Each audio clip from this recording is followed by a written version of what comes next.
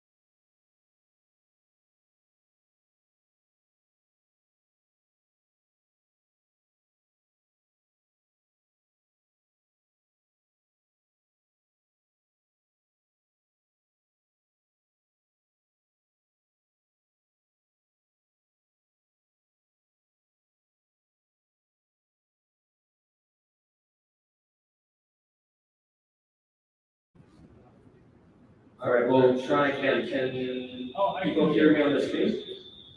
We can. That's the echo.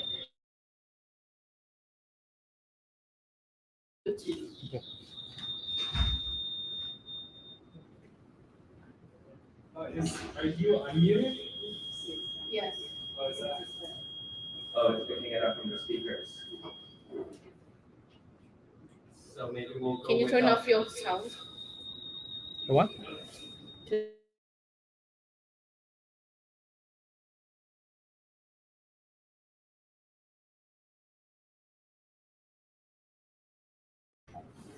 Hey everybody, can you hear us? Can you turn off? It's on. It's off.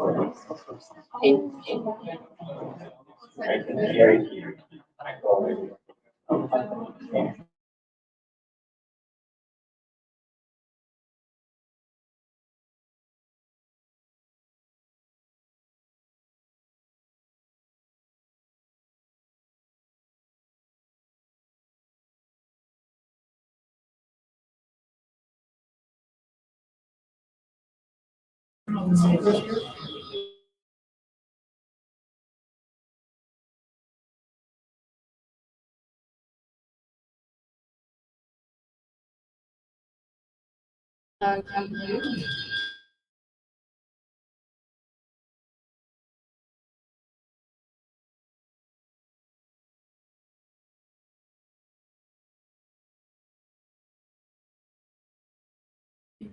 Is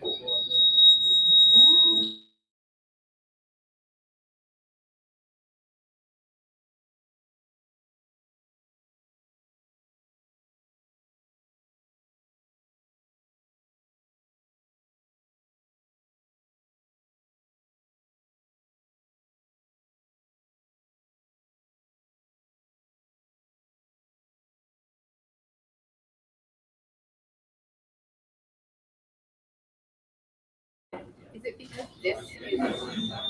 I'm going to try to change.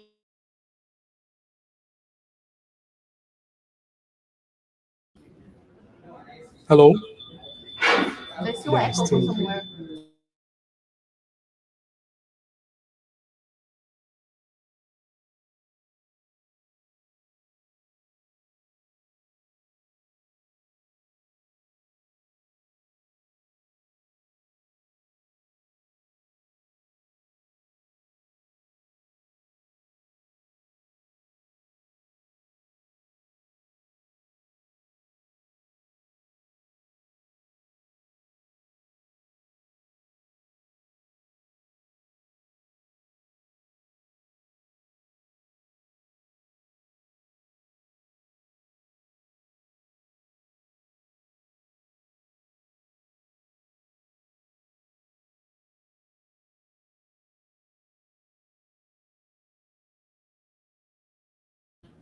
Hello, test. 1, 2.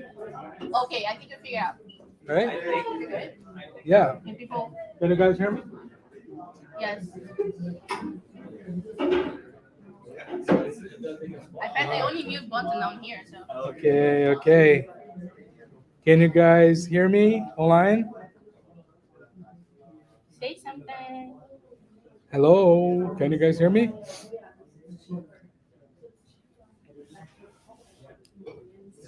Hello. Test. 1, 2. Hi, everybody. Everybody, can you hear me? Yes. yeah, they can hear us. Okay. Victory. Okay. Finally. Okay. There is a space over there for the couch. Please sit down. Hi. Okay. All right, so we can get started. I'll try to project my voice so that the laptop can Pick up. But on the live stream, if you can't hear us, please let us know and we'll try to adjust. Welcome to our OWASP Toronto event. I'm Nick Fei-Chan, one of the co-leaders in the chapter. I'm here with Adam and Ofi from the chapter. We're here to organize events for the community here. And today we're very lucky and grateful for Okta for hosting us. So I'd like to let Jessica say a few words before we start. Hi, everybody. I'm Jess. Nice to meet you all. Thank you so much for coming. Welcome to Okta. Who doesn't know Okta here? Please raise your hands. Great. We are a security company. We work on application, modernization from both workforce and customer. So if you need logging in, logging out, and organizing users profile, think of us. And if you have any more questions about Okta, yes, we are hiring. Talk to me during the next work hours, and we can figure out something. So it's really nice to welcome everybody here. I'm so glad that everybody came out today. And just a little bit of information. In October, we have Octane, which is our biggest identity event. And we have a developer-focused track too this year that is happening alongside Octane. It's going to be happening in San Francisco. So if you want to go to a cool event on identity, Octane is your event. So if you're curious more about Octane, just go to okta.com/Octane to find out more. Thank you so much. Thank you, Jess. So just a few words about logistics. As you came in, you probably see that there's pizza and there's also beverages courtesy of Okta. The pizza is courtesy of Project Calico, right? Yep. So thank you all, the sponsor, for that. There's more seats on this side if you want to grab a spot before we get started. And if you need to collect CPEs, if you're online, then you have the online form, the feedback form that you can use to submit your feedback and provide us with the proof that you attended. And also, if you're here and you need CPE credits, just come to me and I'll sign your form afterwards. Okay. So any questions before we get started? Anything, Adam? Okay. No. All right. One last key question: washrooms. Where are they? They're at the back there. Okay. Yeah, they're everybody bathroom. Okay. Perfect. I'll let you introduce yourself, and we have a very exciting presentation on Kubernetes and container security best practices. Thank you. Thank you. So, I am Regis Martins. I'm a solutions architect at Tegera, and I will be doing the presentation tonight. It's an honor for me to be here presenting to you guys in person. Finally, right? After many years, it's like 10 or 15 years of pandemics. That's what it feels like, right? And to be in person here is a really great honor for me. And let's start talking about. I'll talk a lot. I'll be sitting here just to have control on the slides and everything. I'll try to project my voice so you guys hear me. But I'd like to start asking you, do you realize how different is the security landscape to protect cloud native applications? And even though traditional security, they are still very important to protect your network perimeter, your servers, your data center, it's just not enough to protect a cloud native application. But why not? Well, this is what we are going to talk about tonight. Okay, so I will be present and demoing to you some tools and also how to design secure policies to protect your cloud native application that will help you to protect it and give you some best practices and go into the demo to better understand that. Right? So let's dive in. I will sit here and start the presentation. So let me move to the presentation slides. To my slides here. Okay. So the presentation tonight will be divided into 7 sessions. I have this presentation. It will be available for you later. You can download. I put together repository with the demo. If you want to reproduce the demo, I have it from the scratch with the Terraforms for you to build a Kubernetes cluster in AWS with 2 nodes. The variables you can change that. And then this presentation will also be available for you to download, and then all the instructions to go through the whole demo are in this repository. So this presentation will be divided into 7 sessions. First, we start talking about Calico, the project Calico itself, and what Tegera. Tegera is the company who maintains the project Calico. And how Tegera can help you in your cloud native journey. And then I will talk about the application modernization. What is it? Why it's important? Why are the containers so relevant in this context? And then I will switch to the container security and highlight some best practices to secure containerized applications. And next, I'll discuss network segmentation and why it's critical to secure your Kubernetes environment. And then to better understand the best practices for securing Kubernetes, the Kubernetes environment, I will talk about policy enforcement, how the policies are created, how they are enforced inside Kubernetes. And finally, I will conclude the presentation with a session about monitoring and how monitoring can help you to detect and respond to security threats in real time. And then after that, I'll go to the demo against all odds, challenge all the demo gods in a live demo here, right? Hopefully everything goes right. And then I will talk about, I will show the tool, a Tegera tool for doing the scanner of an image we are going to learn what is an image is actually, and then how to scan that image to make it secure, and how to create policies. I will use a sample application and then design the policies around all the containers in that application and apply it so you can see how it works, and show you a few things about monitoring as well. Okay? So let me start talking about Calico. So Calico, the project Calico, or Calico, the product itself, has been around since the early days of Kubernetes, and it's free, it's open source, right? It's maintained by Tigera in conjunction with the community. You have a lot of help from the community in maintaining the project Calico. It's as a CNI, it provides a layer 3 container network for Kubernetes, but it also works for containers, for VM, for hosts. So it provides network and network security for your cloud-native application, but also for host-based applications. Okay, and I need to mention also that Calico itself, it supports multiple architectures such as x85, translating to Intel-based platforms or AMD-based platforms, and also ARM64. They're all supported. So it's a huge range of architecture supported by Calico. So it's supposed to be go forward. And one of the greatest things about Calico is that it has a pluggable data planes. You're not tied to just one data plane, but you can switch between the data planes depending on your needs and your environment.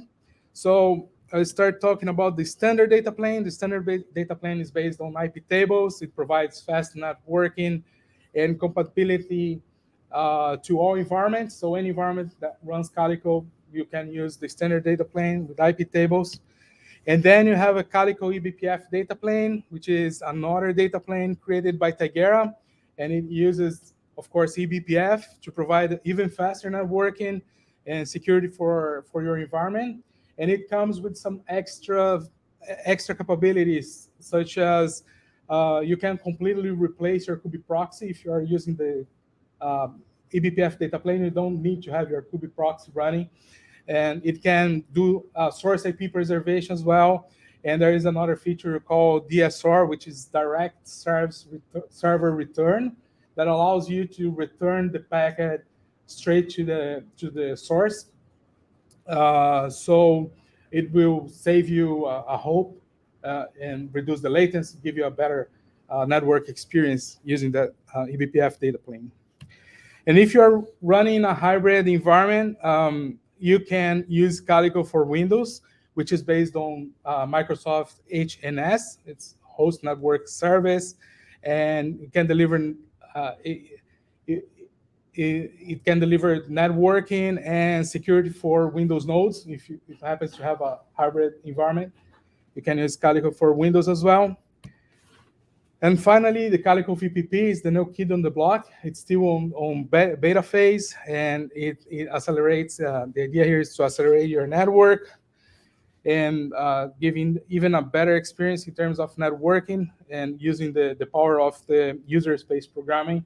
If you don't know VPP, go take a look on that. It's a really interesting project. It's an open source software platform. It's designed for high performance networking. Or Google or ask ChatGPT and learn more about it, right? Yeah, so about the Project Calico itself, the Project Calico is a very active community. We have a Slack channel with more than 9,000 members in there. I'm including the QR code in there, but all the links are here as well.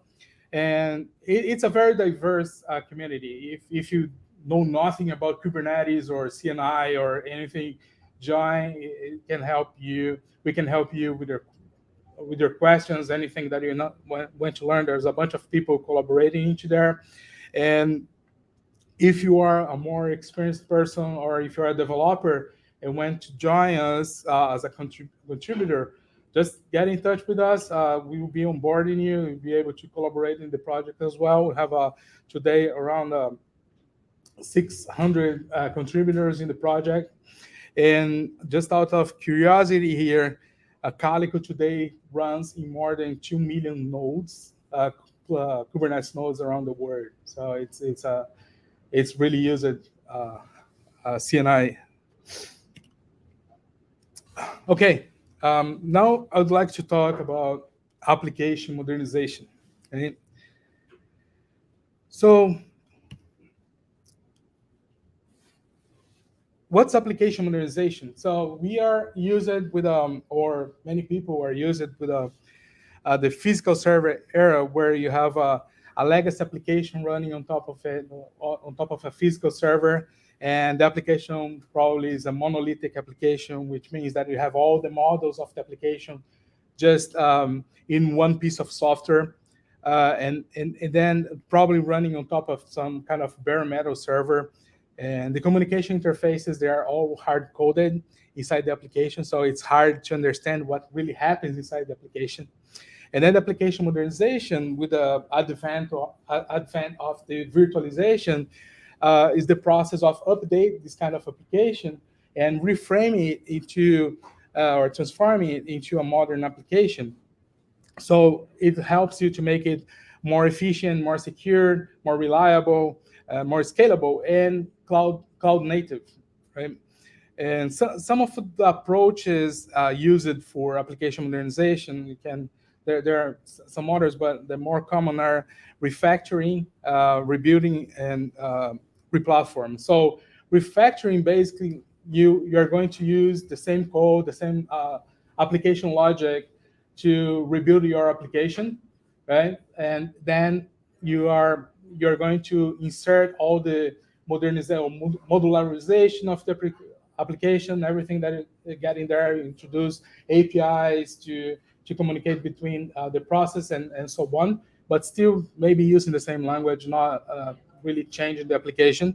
And then the replatforming is not my preferred application modernization, but what you'll be doing is just a few tweaks in the application just to make it able to run in a virtual environment, right? So you have your application in a physical server, then you can make some tweaks in there so it can run in a VM, and then you can instantiate it in an EC2 instance, for example, right?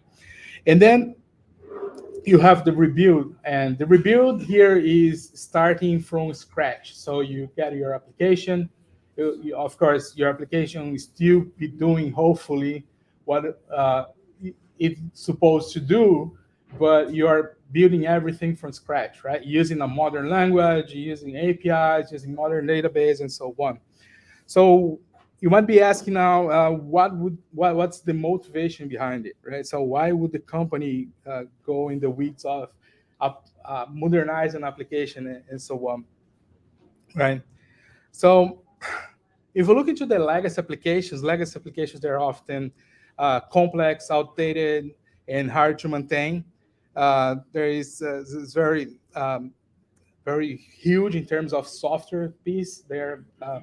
If you went to correct one thing in one model, you need to make that small correction and then recompile the whole application, develop and deploy or update the whole application, right? And moving to a modern application, there is some cons also. You need to invest, of course, in people, significant investment in people. You need to learn a new language, and there's a change in the process and changing technology as well. So let me give you an example here, so maybe you better understand. Who in the room knows a programming language named Clipper?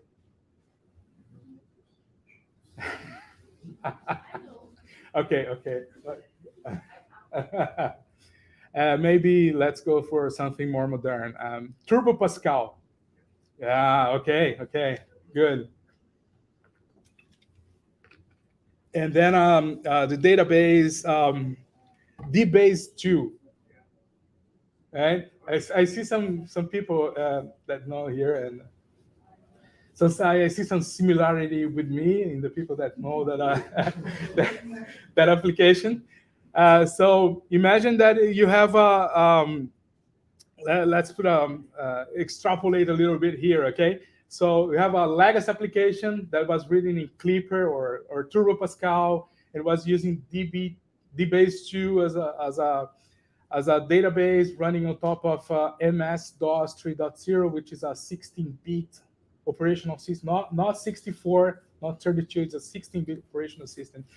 And then you have that application, right? So imagine that you have to maintain that application. First, you need to find some people that knows Turbo Pascal or Clipper, like some dinosaurs that know Clippers, right? And then you need to, everything that you improve in that application, you need to write by yourself because there is no new versions, there is no new libraries, there is no patches or anything. So if you want to make it more secure, you have to write a secure model for that. You have to do it. So that's why it's so hard to maintain an old kind or legacy application. So ideally, what they're going to do with that application, you probably will migrate into a modern language, right? So you can use Go or Python or JavaScript or .NET, or maybe use all of those languages, right? You can create your microservices so it will be modular, and then you can create one microservice in one language, another microservice in another language, the language that fits better what that microservice is doing. And then you can go from DBase2, which is at that time was one database, one size fits all, right? You use DBase2 for anything database. And the modern database today, you have in-memory database, you have a relational database, no SQL database, you have a columnar database. So depending on the application that we're going to use for the database, you have different database. And then you can use different databases in the application. Don't need to be tied with one database, but you can use one NoSQL to store the sessions from your application, and some Redis to cache some content from your application. And or even if you can go serverless with part of your application as well, right? Or even you can give up of building an application, just use a SaaS service, right? There are a lot of different software as a service out there that do a lot of things that applications used to do in the past that people were developing things to do that. So you can just I have this legacy application, just move it to a SaaS service, no problem, right? And then there's another option to modernize your infrastructure. So why the companies will do that modernization to accelerate the innovation, to optimize costs. Do you know how a Clipper developer costs a month? Right? There are not too many in the market. And improve security, of course, of their application. Don't need to keep programming. All the models and upgrades and the patches are coming from the community or the vendor. And then you get all of these advantages in there. So then you go to this concept of cloud native and cloud native application, where your application basically you are breaking up everything into microservices. The microservices, they communicate to each other. Sometimes they communicate to other microservices outside of your cluster or database in your data center, or a third-party API like Okta, for example, for authentication. And then you have your application running into microservices and communicating with one or more storage that you are using the application. And you have the concept of this modern application right now. So embarking on this application modernization is not an easy task, and requires a lot of investment in people to learn a new language and all those new technologies.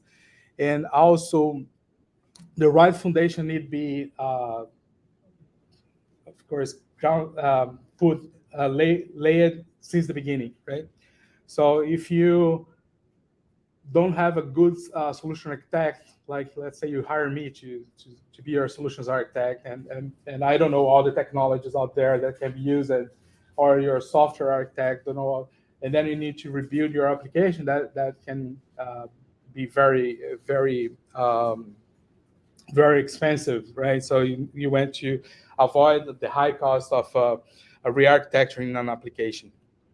Okay, So now we have basically what we have as a final product for your application, have these microservices that will be running into a container, okay, from an image, and how to secure that image. So that's a totally different environment where we're running in Kubernetes, different from the physical servers, because imagine that you have a Kubernetes cluster, and inside a node, you have like 4 applications running, right? Each application with 15 workloads or 15 pods running, right? So I have a lot of communication, and communication inside the Kubernetes, it doesn't have any limitations. So any pod can talk, by default, any pod can talk to any pod inside Kubernetes, right? There is no isolation inside Kubernetes, right? So how to protect, how to secure these images.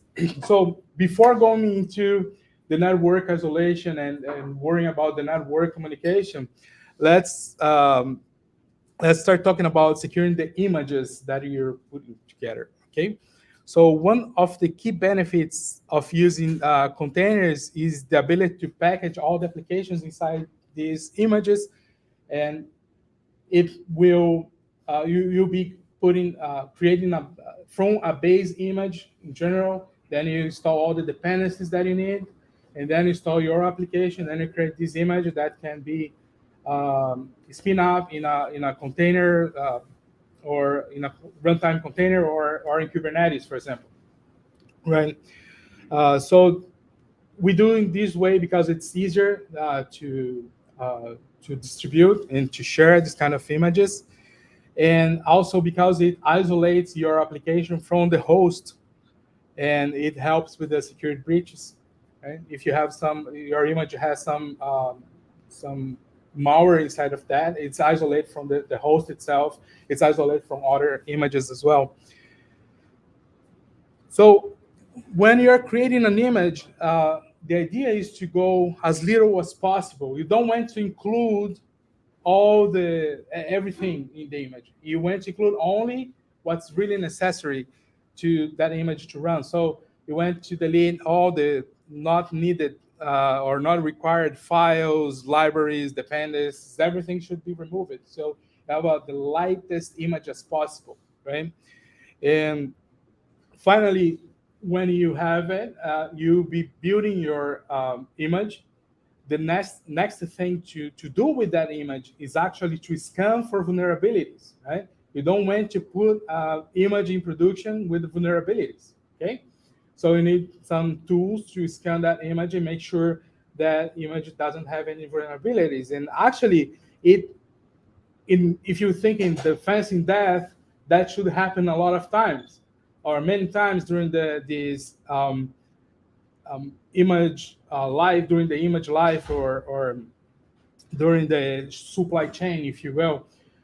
So when you build the image, say you create your program, you pack it into an image, do your Docker build, and then you are pushing into a repository, you need to, before making it available into the repository, ideally you should scan this image for vulnerabilities, and then you push into the image into the repository, and then in the repository, ideally you should have a job that is scanning your repository and looking for vulnerabilities.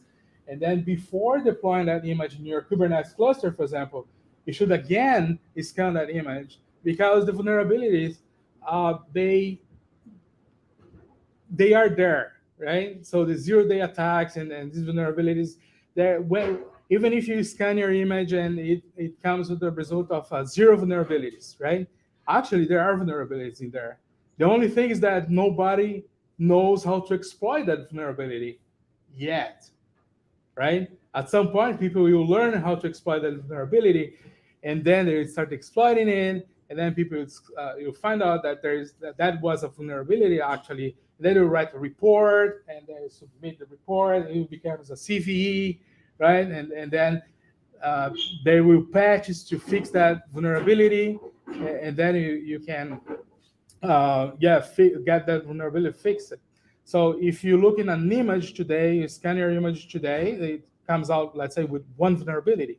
And if you do that again in 1 month, it probably comes with 40 vulnerabilities, right? So it's very important to keep your application and your base image up to date.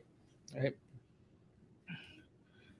Okay, so this is one kind of security that you need to have.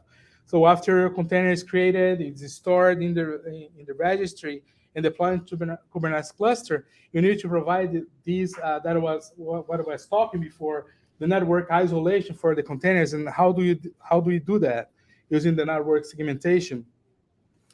So Kubernetes, it has specified the network segmentation, how to do network segmentation. It provides tools for doing that, which are the network policies. And the idea of doing the network segmentation is for security purposes. If you have an image with a vulnerability or a malware inside of that, it will be able to reach only the pods inside the same network segment that it is in, and will not be able to connect with any other pods. So it can move laterally in that segment, but it cannot do much more than that. So it's important to have this kind of network segmentation. And if you're using Calico as well, you can also use the roadblock to allow people to create policies, or who will create policies where in your Kubernetes cluster as well. So it depends on the CNI that you are using. And this network segmentation and the policies, they are, if you look into the Kubernetes documentation, you see their network policies and what you can do with that, but it's actually not implemented by Kubernetes. It will be implemented and enforced by the CNI. So in order to enforce network policies, you need to have a CNI that actually is able to enforce that kind of network policies, right? And then talk about best practices for securing Kubernetes environments. So you have these network policies, or Kubernetes network policies, that are described into the Kubernetes documentation. And for Calico, you also have the workload endpoint protection and host endpoint protection. So you can also protect your workloads with more flexibility and more options than you have in the native Kubernetes network policy. And then you can also protect your host, your node itself, create policies to protect your node. Okay, so Kubernetes network policy, as I was saying, they are a little limited in terms of coverage. You can create a network policy, and it's a namespace resource inside Kubernetes. So it needs to be tied to one namespace. And then you have the pod selector that will match the pod labels that you have. So you'll be applying that network policy to one specific pod based on the label, and that's it, right? Once you have one pod matching in that pod selector, the rules, only the traffic that you have rules for will be allowed, and all the other traffic will be denied. Okay, if you don't have any pod matching the selector, you don't have any restriction, the pod can talk with any application. So there is no action attribute. So the only action is allow. If the rule is not there, the traffic will be denied, right? There is no node policies. You cannot write a policy for a node, and you cannot write a cluster-wise policy, or a policy that applies to all namespaces at the same time. If I have 20 namespaces and you went to write a policy, you need to write one policy per namespace using the Kubernetes network interface. So here's where Calico can help. So Calico brings some other resources to that. And Calico, we have the Calico network policy that applies the same way for namespace, but it also has some other actions that can be done, right? You can create a policy or a rule in the policy to allow a traffic, to deny traffic, to log traffic, okay? You can have it in order for being evaluated. So I went to evaluate this policy first, and then this policy, and then this policy.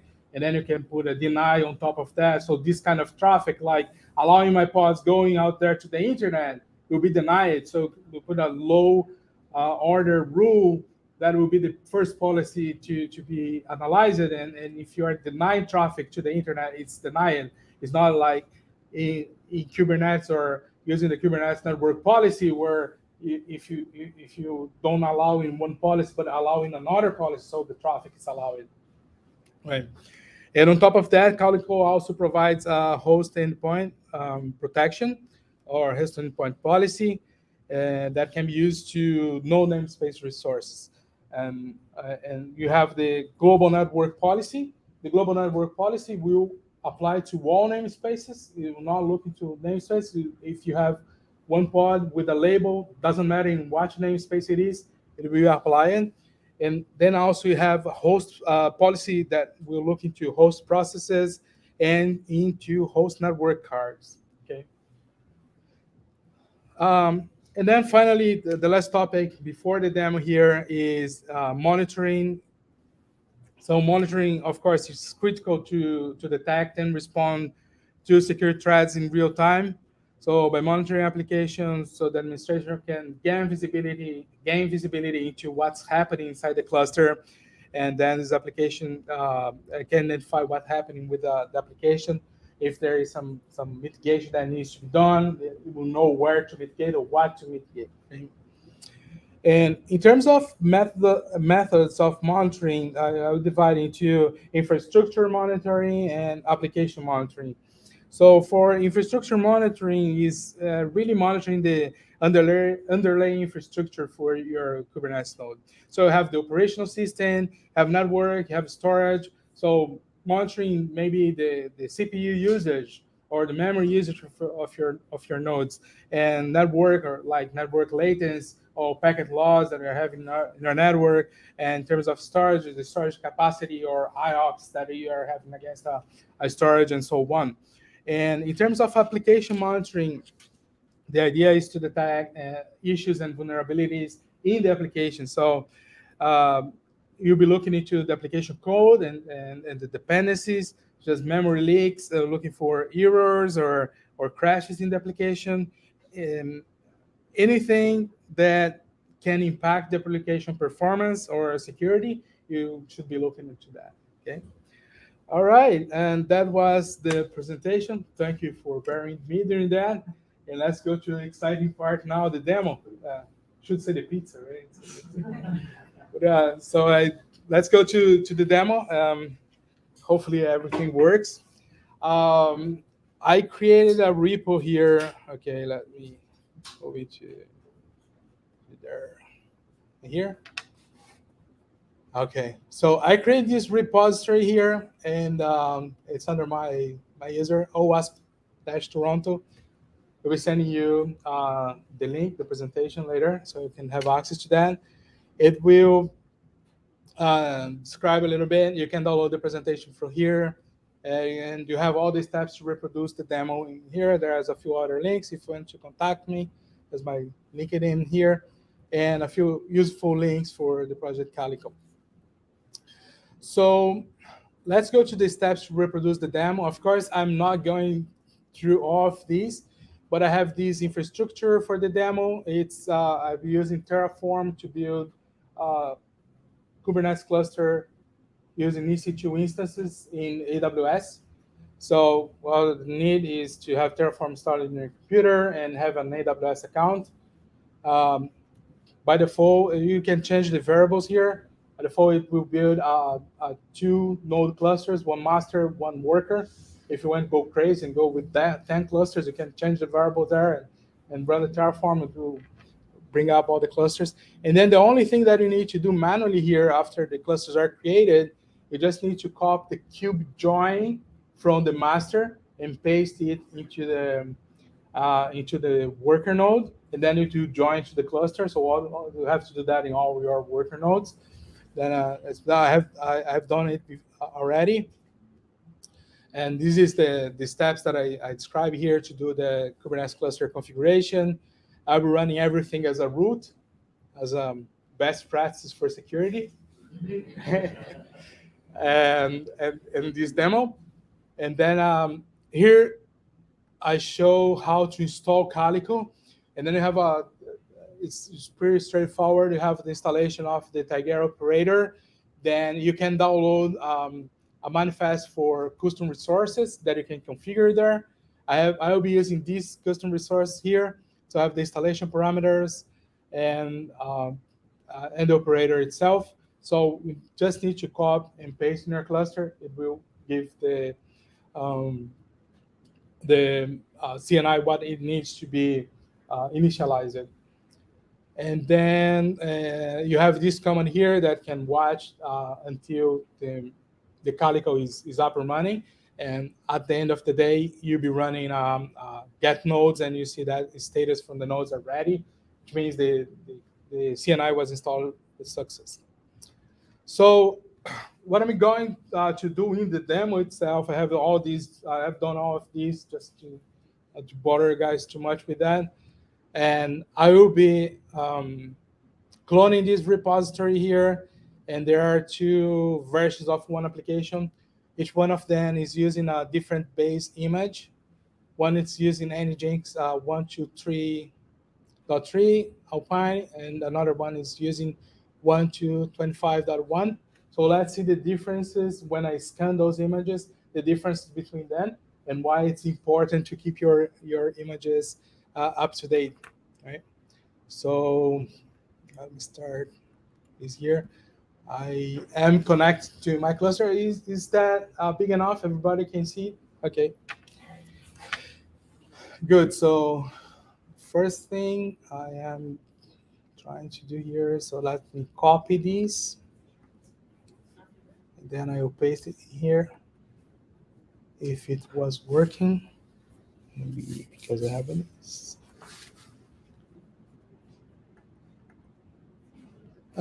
That's fine. So let me connect to it again. So let me move back here.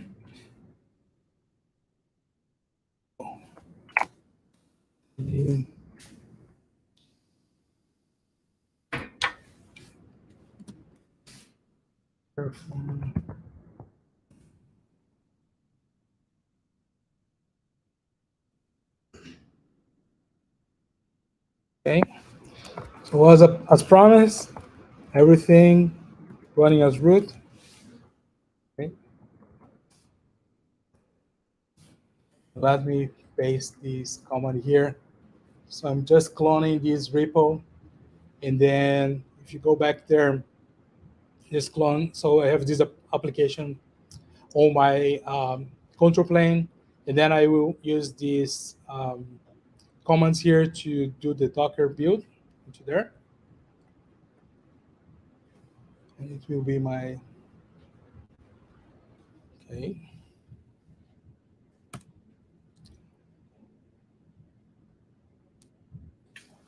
And then if you look into the Docker images here, let me clear and do these Docker images again. So you can see that you have my both images here and the Nginx images that were used as a base image to build these two images. So what we're going to do now is to use Tigera scan to scan these two images. So here, of course, you can go to the Tigera documentation. There are much more information how to do that, but I just include some options that you can use with the Tigera scanner. And then I will go to use the Tigera scanner. It's a simple command here. Just need to Tigera scanner, image name. So let's start by scanning this first image website 1.0.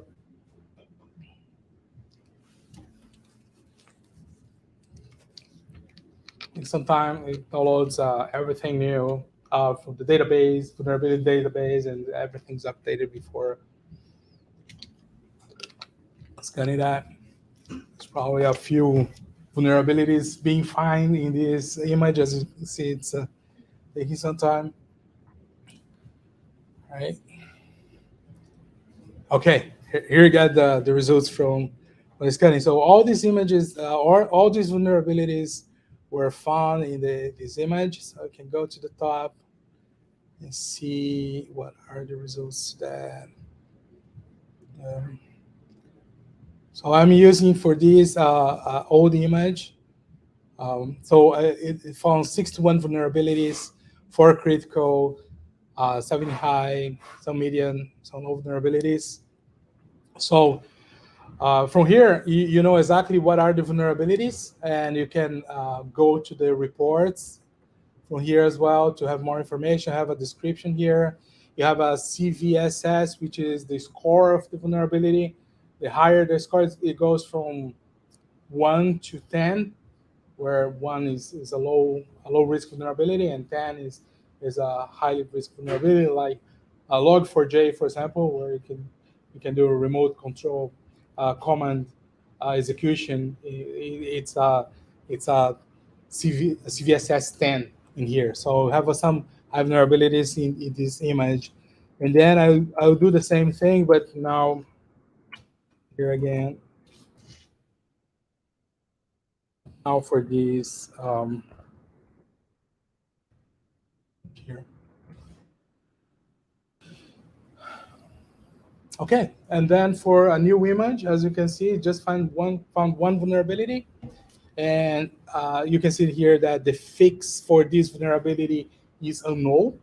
What means that people are still working to figure out how to fix this vulnerability here, and you can get more information about this vulnerability. It's classified as 6.5, so it's a medium vulnerability here. Okay. So this is how you can, the Tagera scanner, you can download, it's free. You can download and use, you can integrate in your CI/CD pipeline, if you will, and just make sure that you are scanning all the images there. Okay. So next. Quick question. Sure, absolutely. What's the main difference between Tigera and Tree-By? In, Tree-By, the image scanning group.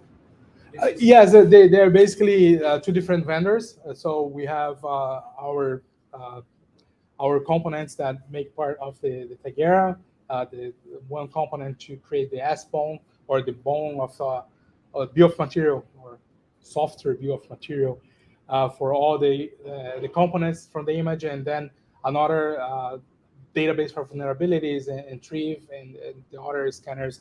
They use different methods to be there. One thing that you can do is just install both of them, run against the same image, and see the results, if they're different or not. Both of them are open source, so you can use that and see, and then from there decide to use both of them, maybe, or just one of them. No. Yeah, thanks for the question. Yes, sir. What's the difference between, say, any of those enterprise-grade scanners and walls? Sorry, I don't think I hear your What's the question. difference in terms of scanning business capabilities between enterprise-grade scanners and walls and the one that just consumer? In general, the enterprise scanners, let me talk here because people want. Yeah, so in general, when you have a scanner for an enterprise solution, it's integrated into that enterprise solution. So you can see the results in a UI interface. It happens the same thing with Calico. We have a Calico Enterprise, a Calico Cloud, which integrates with the image scanner, and then you can see the results in there in the UI, for example, right? And then you have a UI where it will be showing you all the scan results, and can have option to scan images in real time for the real time workloads that you have in your cluster. And this is basically a CLI command that the Tigera makes available. But I would say that this is exactly the same product that we use to scan our images in the enterprise version, or the cloud version. So there's no difference there. There's not more capability there or better intelligence in there. So that's in general what happens. Is more integration and better ways to integrate with your CI/CD pipeline, maybe, or stuff like that. Does it make sense? I guess what I'm getting at is, like, are there any data connectors to now, Jira, as the workflow integration with workflows in Jira, or they need to be developed? They're not. Integrations with workflow and Jira. You mean for the detection itself to running it? You Say, know, for example, my team posted that scan the center source secure. I want that to be kicked out right away. Like, Yeah. Yeah, you can let this integrate with Argo, for example. We have a repository that describes all the steps to integrate with Argo. So you have the CI/CD, and then as you push your image into the repository, it gets automatically scanned. And when you're downloading the image to install it, it gets scanned again. So you can get all the integration using even the CLI. I have my friend Adil here, who's the expert of the matter, and he came to help me with this. Do you have anything to add on top of that? Or? I think the open source version what we give is a CLI. It's a Yeah. CLI utility. So the onus of kind of integrating with other tools, is on the customer, right? Someone using it, right? But I think with the commercial version, you really have those integrations, provides a UI that helps you kind of develop your internal workflows, right? But in the back end, the mechanism of scanning, where we write this form and then check the vulnerabilities when software development emails, is the same. It's just that it helps with your kind of end-to-end workflow, right? Right. Good. Okay, so let me move to my next. We're on top of the hour here, but let me show this really quick.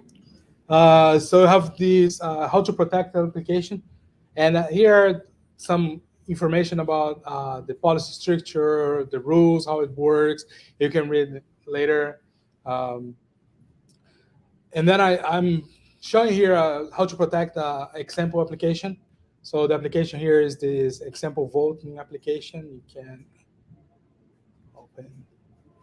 So this application here, this is what I'm using. It's just here, 5 workloads in that. 2 of them are database. You have a vote. So basically what we're going to do, you vote for cat or dog, and then you check the results in there, right? So on top of that, I have another workload that I created here with the load generator that will be keep voting every 5 seconds for randomly one of the 2 choices. And these are the ports, how it communicates between them. And what I'm going to do here, I'm going, ideally what we're going to do is go service by service and creating policies to protect that specific microservice. And then you go to the next and create a policy for the next. And so let's get it installed first.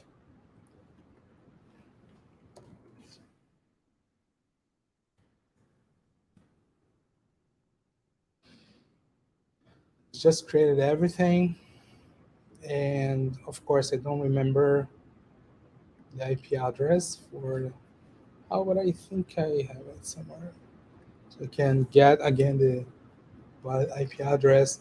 And I get services if you can go get services from the Vault namespace. Sure. So I have services for Vault. So I am using 2 node ports here to expose that application to the internet. So you can have access to them using this public IP address, and have access to the port 3080. So let's do that.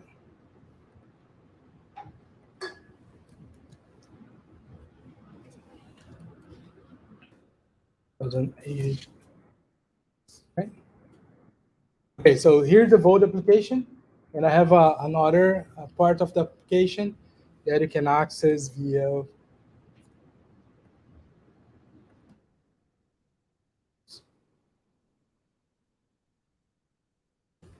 '81.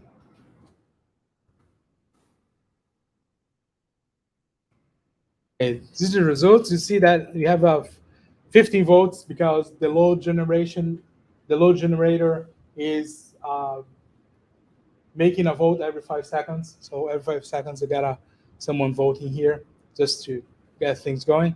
Dogs are winning, as it's random, it's temporary. Okay, so if you go for thousands of votes, it will be 50-50, I promise. Okay, So you can come here, you can vote, your application is registered. You can change your vote as well. So you have the description here how this application works. And when you're protecting an application, the idea is what we do is come with a zero trust approach, which what means that I'm denying all the traffic by default, right? My first rule will be deny all the traffic. And then from there, I will start creating policies to allow the traffic that's needed in order to get my application working. Of course, if you're doing that in production, you'll not be willing to go for deny all, the full deny policy on top of your application. Then after that, figuring out how to bring your application back to work, right? But in this case, this is exactly what we're going to do, okay? So I will deploy this application, the full deny. It will be the last policy to be evaluated here. And it will be, even though this is a global network policy, it will be applied only to this namespace, vote. Okay, I don't want to break my cluster. You can do that easily, right? And then let's start with this first policy here, and I will apply. Okay, so the full deny created. Then if you go back to the application now, you see here that it's scrolling, and if you reload this application,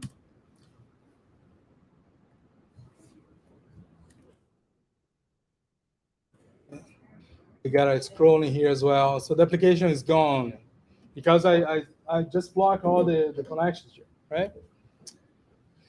So what we're going to do now is start to allow the traffic that's needed for my application to work, okay? The first thing that I would do, I would be, again, doing use of global network policy to allow traffic for the DNS, right? Every pod needs to have access to the DNS, and I don't want to write one policy per pod allowing it to have access to the DNS. So I can create a global network policy. It will allow all the pods to have access to the DNS in there, right? So this is the first one. So with that, the pods will just be able to resolve names, okay? And again, I'm just applying to the namespace vote here, right? And then we can start creating policies around each one of the microservices. So let's start with the vote microservice. You'll be looking into the vote itself and just looking how it works. So it receives connections on port 80 out from the internet, that's me, and out from the load generator. And it needs to connect to the Redis pod, use the port 6379, right?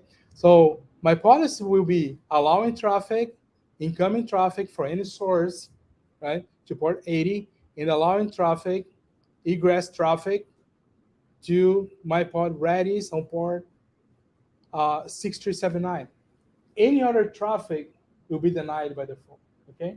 So this is what I need for my application. So if this application is compromised and someone try to, maybe someone can connect to this application and try to run some malicious code or do a network sweep to understand what are the other pods in your application or a port scan or anything, it'll be pretty much seeing only the Redis in your network, because and the DNS, of course, that we opened before. Okay.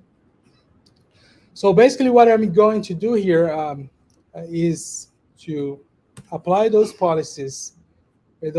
So now I open the port 80, and if you try to connect again into the vote, you'll have the vote application because the port 80 is working, right? And then if I try to vote here, it not allow me to vote. But why not? I have access to the Redis, right? But I didn't write a policy for Redis to allow me to connect to it, to the vote connect to it. So the Redis is still not receiving that policy because Redis, there is no policy applied to it.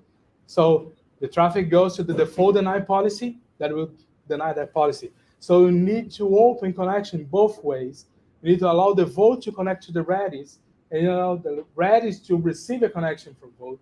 So, and then the same thing here, didn't open anything. So the idea here is you can go through, you're a little over here, but I'll be applying all those policies here really quick. So you have the result microservice as well, right? So this will allow traffic to result. You have the policy for the vote, so the Redis. So the Redis receive connections from vote and from worker as well. You have the policies here, and selector will be allowing to receive source and vote in work from vote and worker. Right.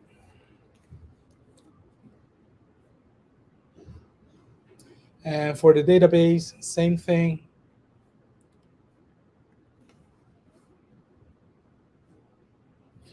Awesome. Let me copy first. Okay, and then paste. Right. And worker. So I have basically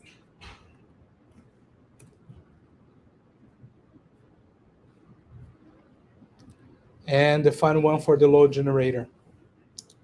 Right now, you probably have your application working here, but the only thing is that the load generator is not working, so not have any votes being incremented because the load generator is not able to connect it to create any votes.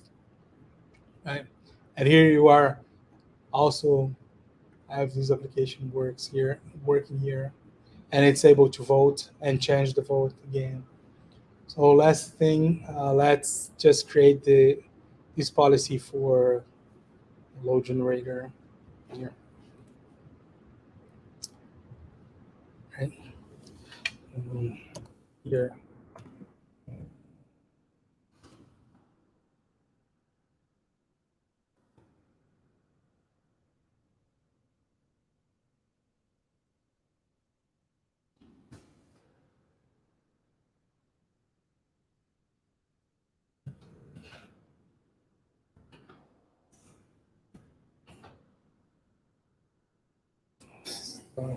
Project Calico. So those are all my network policies that I have in that namespace. So they are allowing one policy per workload to allow the application to work, right? And that's pretty much it, right? So, and then you have some components for monitoring the metrics of Calico. You have this component here. It's basically installing Prometheus to collect all the information there. I have all the information here for you. You can go through that, and you can visualize that in Grafana later. So I have the Prometheus here. You have access to Prometheus, and then Grafana is importing all that. And in that installation, it installs also 2 dashboards for you, so you can monitor that. Let me see if you can access this. So let me show this. So FedEx dashboard. So you can have all the information for Calico here and the FedEx, which is the main component of Calico and TIFF as well, right? So yeah, that was pretty much what I have for you guys tonight. Go back here. It's scared.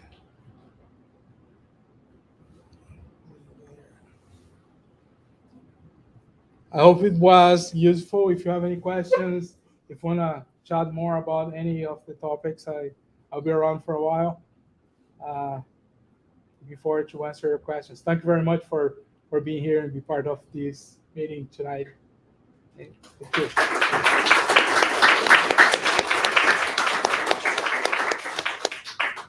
Any questions for Regis? None for me.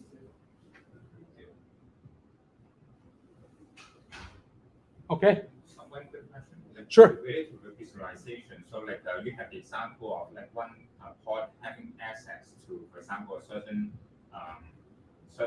like one pod having access to a certain pod or certain like basically network policy, and then the other pod doesn't have access because like you said that you didn't enable the other one. Yeah. How can you visualize it or debug it if we didn't actually know what's going on? Like, Okay. is there an easier way to visualize like the connection or like from pod A, we send the traffic to like try to send traffic to pod B, but pod B didn't accept it. So Okay.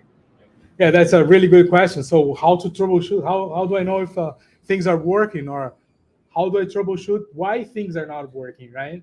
So for that, it's really tough to do with just regular CNI because we don't have any kind of logs or any user graphical user interface that can tell you to do that. So what you really need to do is look into the policies and make sure that you have both of them in the policies. Or there's another option. Tigera has a commercial product, which is Calico Enterprise, that provides you with a network interface, with a GraphQL user interface, showing all the connections. And if you have some traffic being denied, it will be in red, so you can troubleshoot right away. You can look into that. So, this traffic has been denied, and tell you right. Like example, you have like access to from one port to the other one, but like there's actually no symmetry, or like no corresponding rule. So that's like you pointed out. Yeah, so you need to look into the policies if you don't have the. The commercial point that you just mentioned, if you just basically point out and say, Yes. Say that like port B doesn't, or you didn't enable access. Yes. Port B.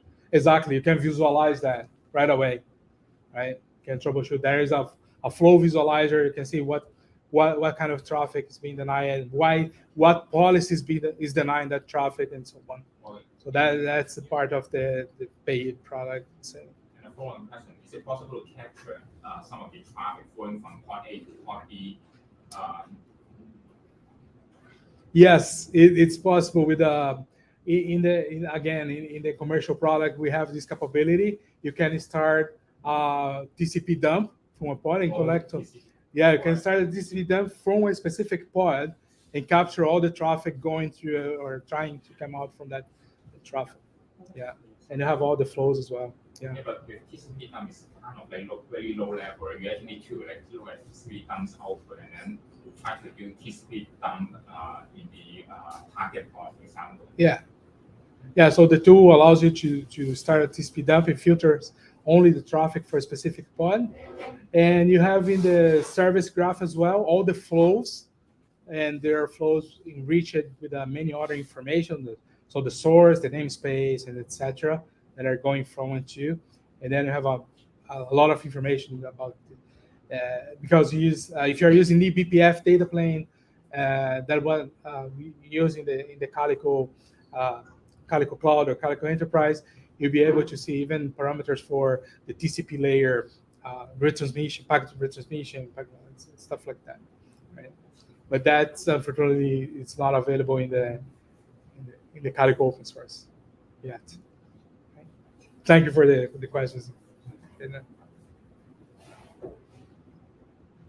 Okay. There's a question there. Sure. Which policy take precedence, global level or at the pod level in Calico?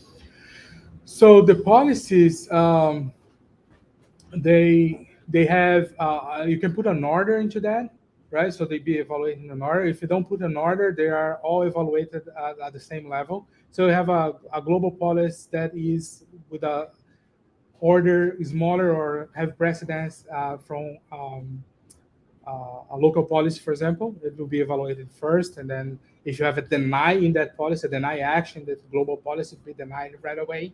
Do not analyze any order. But if none of them, they both have, let's say if you see here, I'm not including the order number in all the policies, which means they will be all in the same level. And then you have a combination of them. So if you are allowing one and not allowing another, or then they will combine both rules and work like similar to the Kubernetes network policy.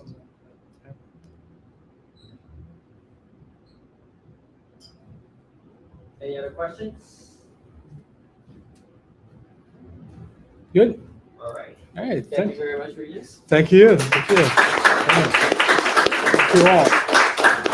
I want to say great job on the live demo. Oh, yeah, right. That's awesome. Phew. So yeah, we'll be here for a little while. If you have any questions for Regis, feel free to come up, and I think his Yep. colleague is here as well. Yeah, absolutely. About Project Calico or Uh-huh. Era. I think Jess mentioned that Okta is hiring. So who here is looking for a job?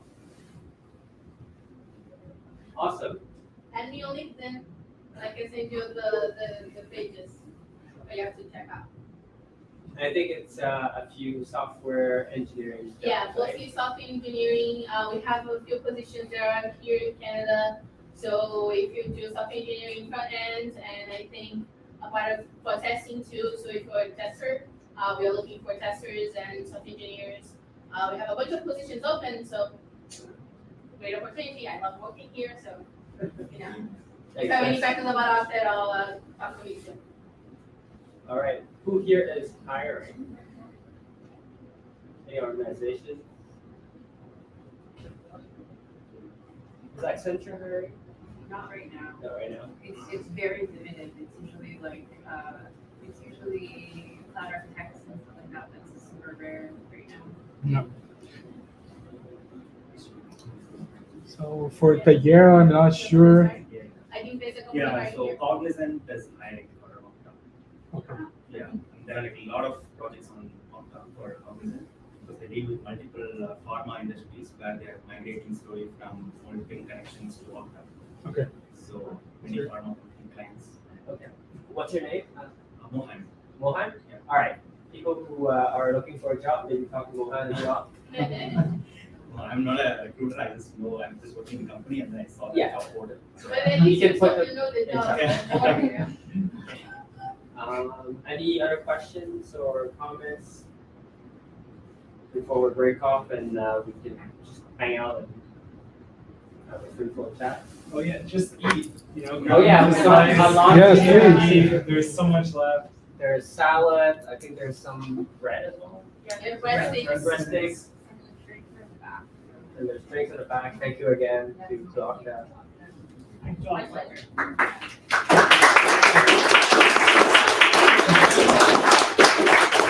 And yeah, that's it. Feel free to come up to us and say hello. If you have any ideas for events that are would be interesting to the OWASP community, come up and talk to us. We're always looking for speakers or panel discussions or events, stuff like that. So we'll be here. Thank you for coming. Thank you guys. Thank you.